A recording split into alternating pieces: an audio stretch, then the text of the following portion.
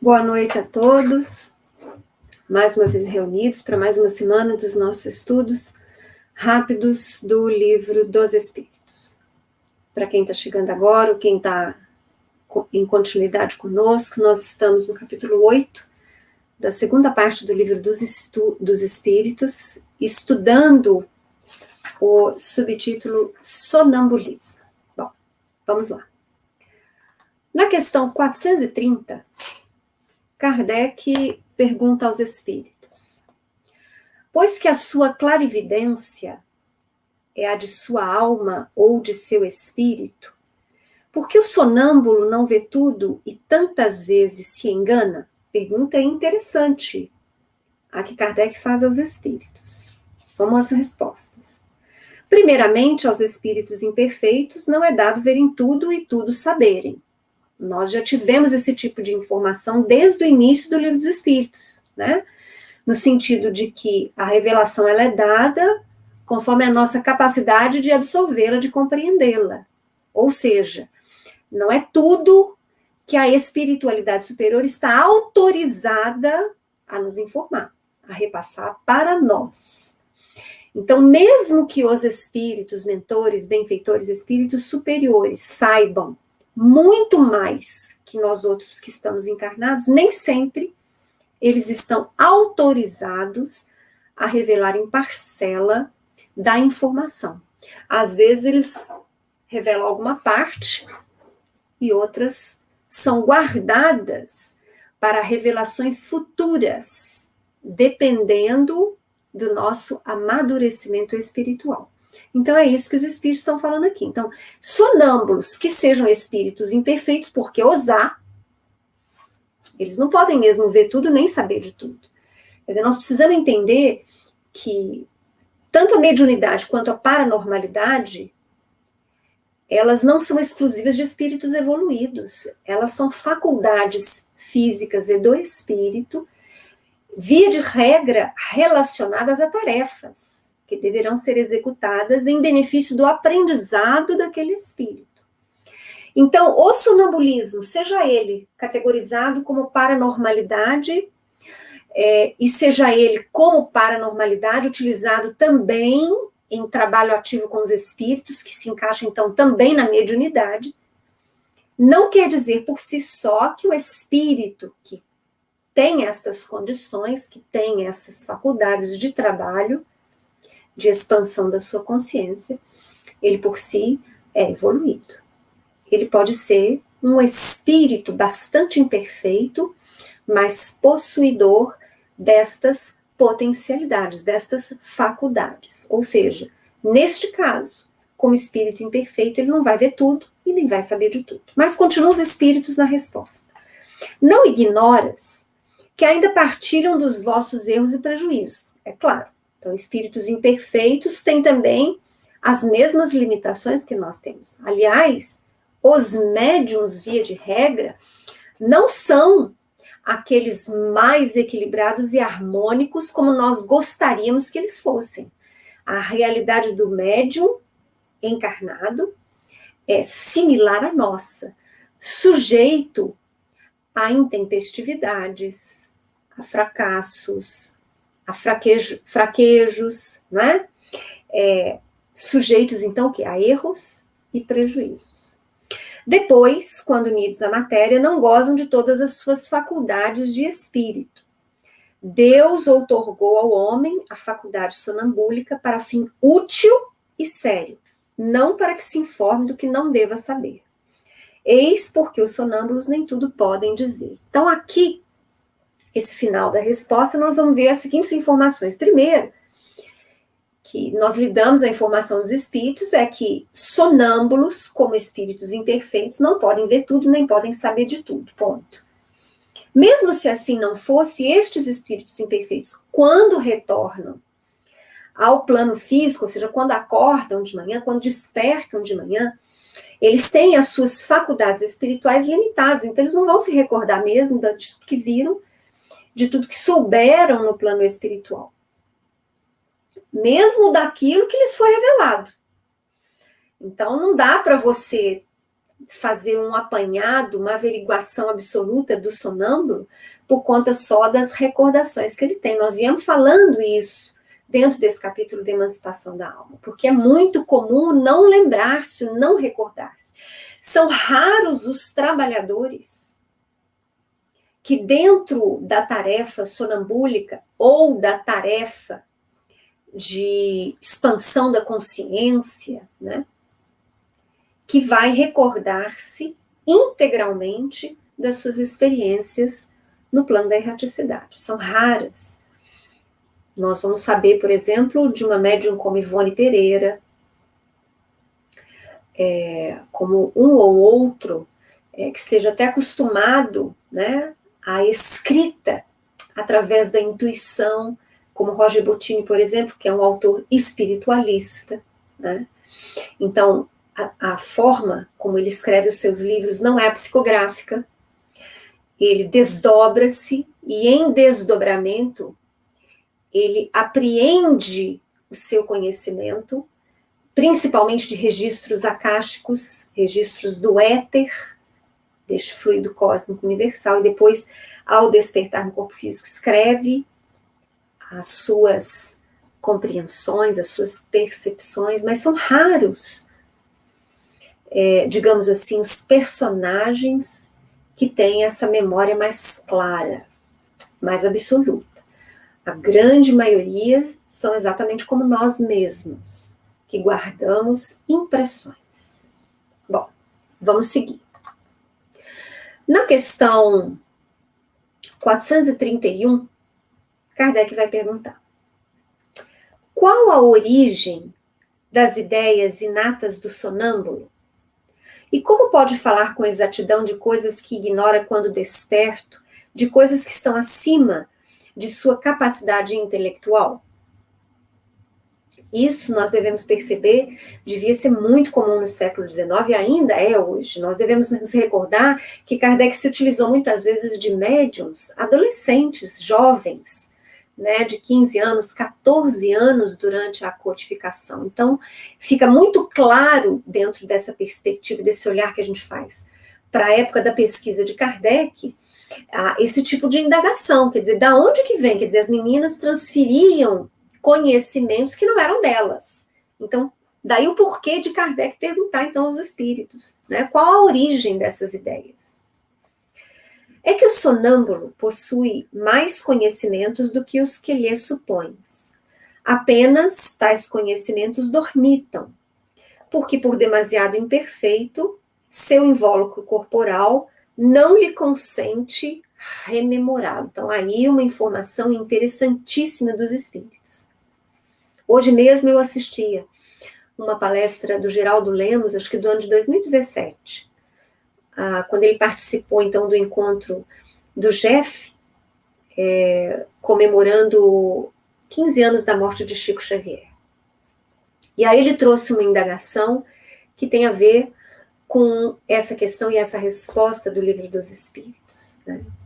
Independente de até qual série Chico tenha frequentado na última experiência reencarnatória que ele teve, ou seja, como Chico Xavier, o fato é que o espírito dele possuía conhecimentos muito mais amplos, muito mais profundos do que nós poderíamos supor. Isso é óbvio. Os espíritos são unânimes, principalmente quando estudamos a mediunidade, em nos afirmar que a espiritualidade comunicante, ela necessita utilizar-se de arquivos do médium. É por isso que a espiritualidade incentiva o estudo dos médiums, para que ele seja um manancial mais rico, mais profuso, não só no campo intelectual, no campo religioso, no campo geral. Por isso que os médiums são convidados, praticamente intimados, a continuarem estudando. Então nós vamos perceber que Chico, apesar do obstáculo de na última encarnação ter podido estudar só até a 4ª série primária, ele demonstrou nos 500 livros que ele psicografou um conhecimento muito mais profundo, porque senão ele não teria sido possível que os espíritos escrevessem através dele como escreveram. Quer dizer, quando há um médium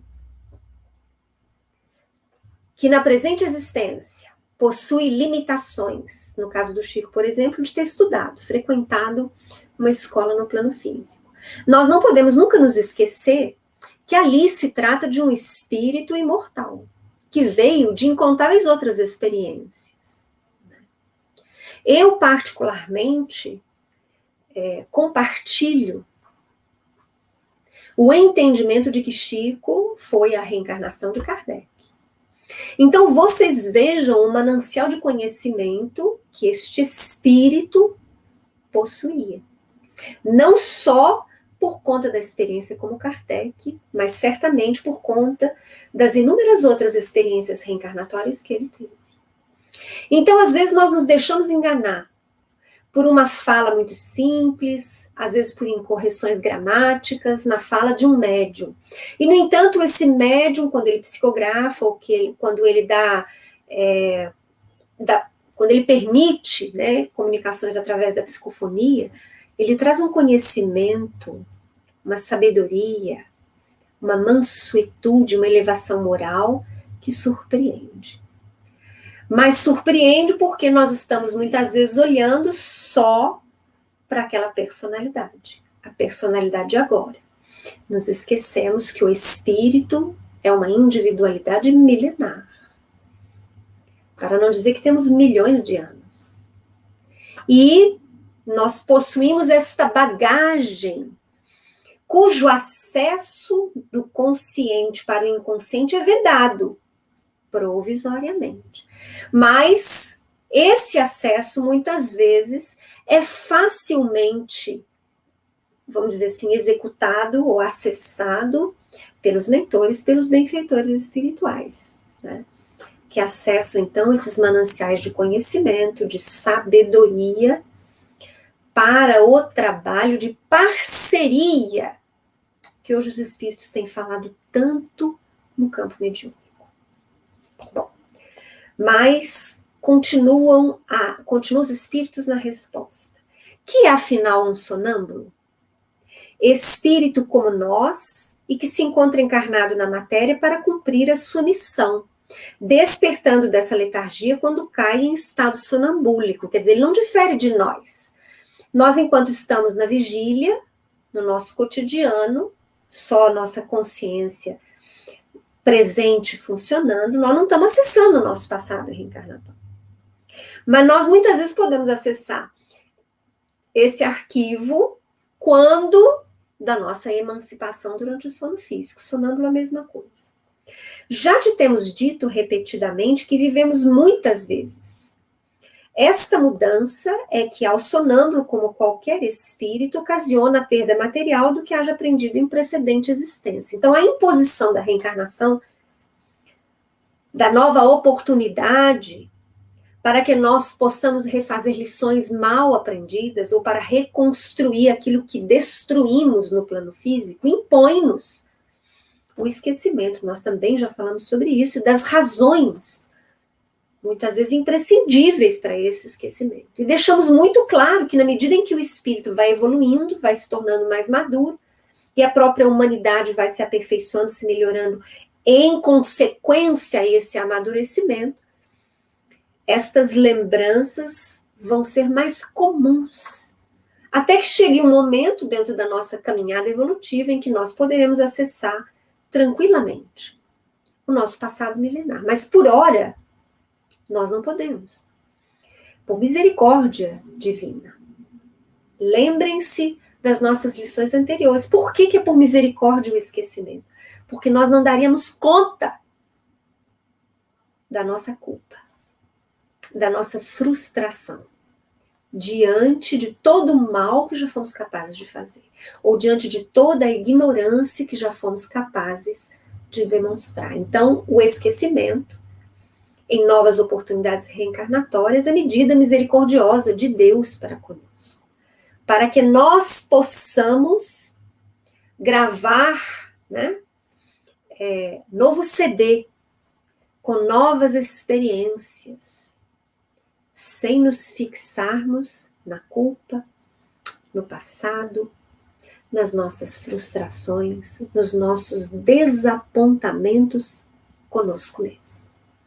Continuam eles. Entretanto, no estado que chamas crise, lembra-se do que sabe, mas sempre de modo incompleto. Sabe, mas não poderia dizer de onde lhe vem o que sabe, nem como possui os conhecimentos que revela. Passada a crise, toda a recordação se apaga e ele volve à obscuridade. Essa crise que os espíritos estão falando na resposta é um transe. Podemos falar transe sonambúlico, né? Quer dizer, é um estado alterado da consciência, no qual, eventualmente, aquele espírito pode acessar arquivos do seu inconsciente e falar, então, de experiências ou de conhecimento que ele já possuiu. Está lá arquivado. Mas que durante a vigília ele não possui, porque ele não acessa. Então, não se esqueçam que durante o transe sonambúlico há um estado alterado da consciência. Quer dizer, o nosso espírito se encontra liberto do corpo físico e é possível, então, que você, por si só, ou também pelo auxílio de outros espíritos na erraticidade, possa acessar arquivos seus, de imagens, de sons e de experiências. E você pode, eventualmente, manifestar através da fala essas lembranças.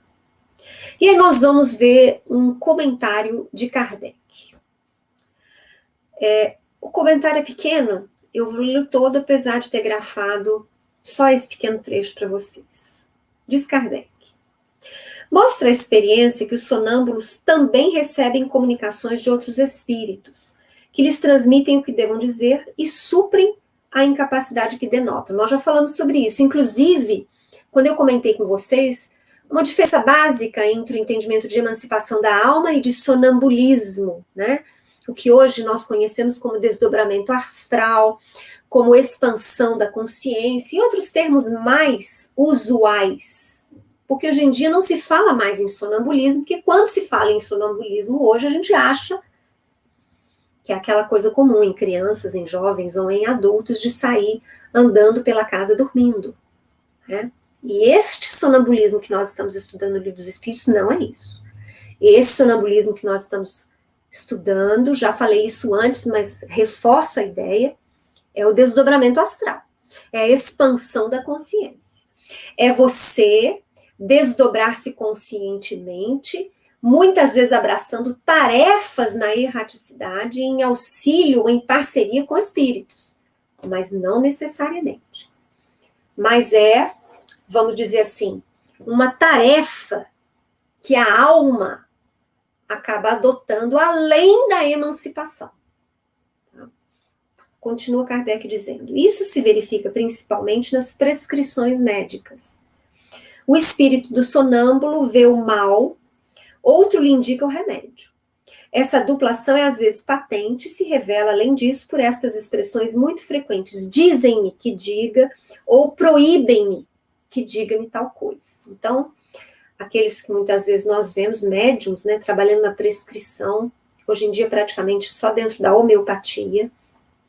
Aliás, acho que sempre foi mais nessa linha homeopática ou de florais, uma linha mais natural, se restringindo a deixar que a prescrição alopática fique com a ciência médica material.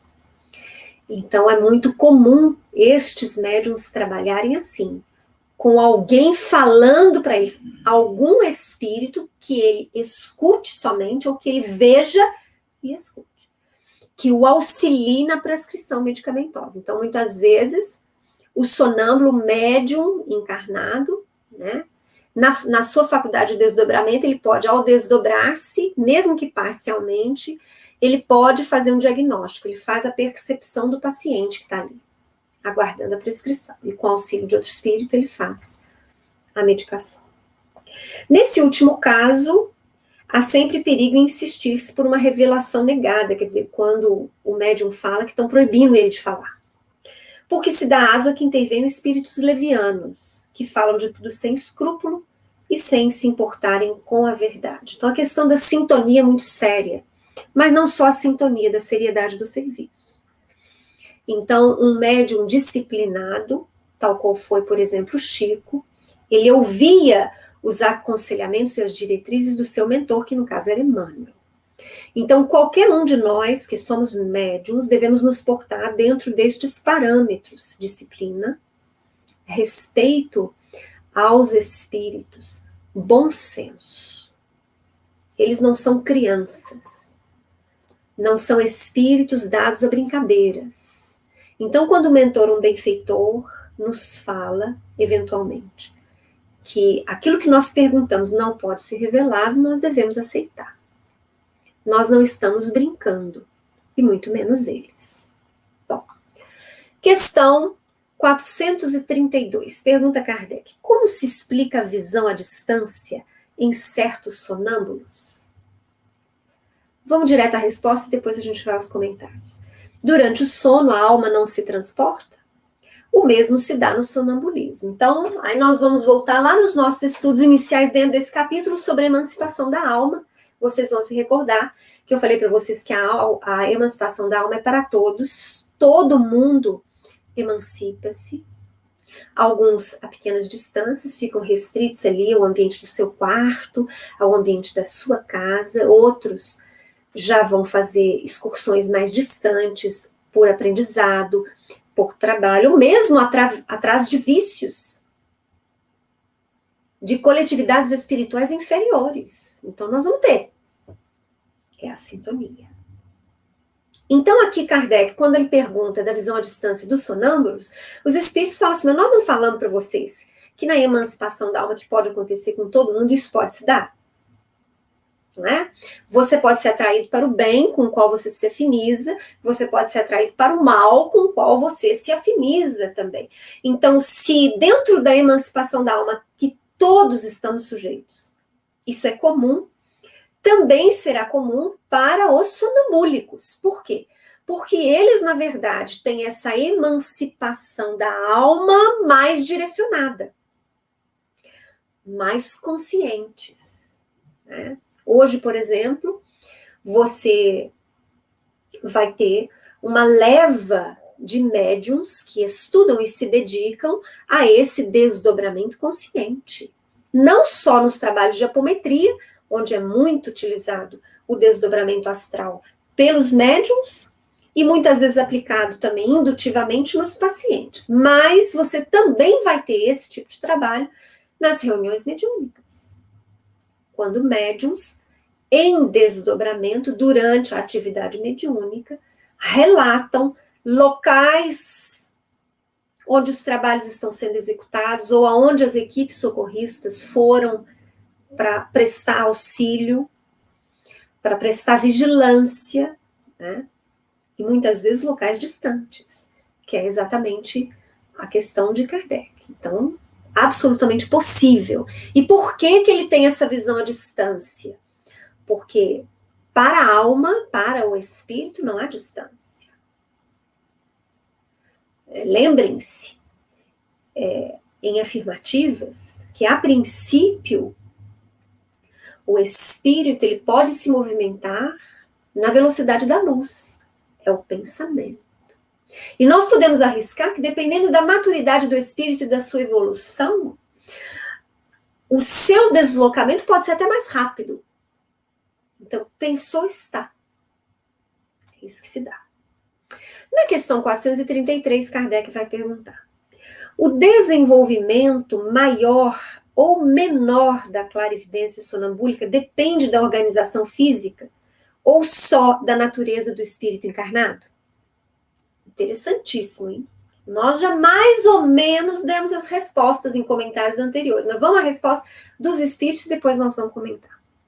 De uma e outra, há disposições físicas que permitem ao espírito desprender-se mais ou menos facilmente da matéria. Não podemos nos esquecer que o corpo físico tem como molde primordial o espírito. Então, é claro que dependendo das tarefas que o espírito vai precisar exercitar no campo físico, haja uma preparação nesse sentido. Então, nós vamos ver, por exemplo, a espiritualidade comentando Dentro de uma programação reencarnatória, determinado espírito vai voltar, vai reencarnar-se. E dentro da sua programação está que ele vai ser um cirurgião neurológico. Ele vai estudar medicina, ele vai dedicar-se à ciência, à medicina da neurologia, vai ser um cirurgião nesse campo. Então, a princípio, e nós que não somos conhecedores, vamos dizer assim, de todas as minúcias do corpo físico, mas nós podemos já compreender de antemão que ele vai ter que ter uma sintonia fina perfeita. Vai ter que ter um equilíbrio, excelente visão, vai ter que ter uma movimentação das suas mãos, dos seus dedos, vai ter que ser hábil. Mas, ao mesmo tempo, essa habilidade vai ter que ser minuciosa, porque, via de regra, o neurocirurgião vai trabalhar com cirurgias num dos órgãos mais sensíveis e complexos do corpo físico, que é o cérebro, ou então o sistema neurológico. Então, a princípio, nós vamos saber que esse espírito vai precisar de um corpo físico com essas características. Além, é claro, dele precisar de um corpo físico que lhe possibilite, no campo cerebral, oportunidade para que ele venha a estudar e fixar a matéria apreendida. Então, nós vamos ver a espiritualidade benfeitora buscando, estudando nos quadros genéticos da família, os genes que possam ser os responsáveis pela formação desse corpo físico que aquele espírito reencarnante necessita. Isso existe. Nós vamos ver isso lá, um pouquinho disso, no livro Missionários da Luz de André Luiz, na reencarnação de Segismundo, essa preparação, esse cuidado.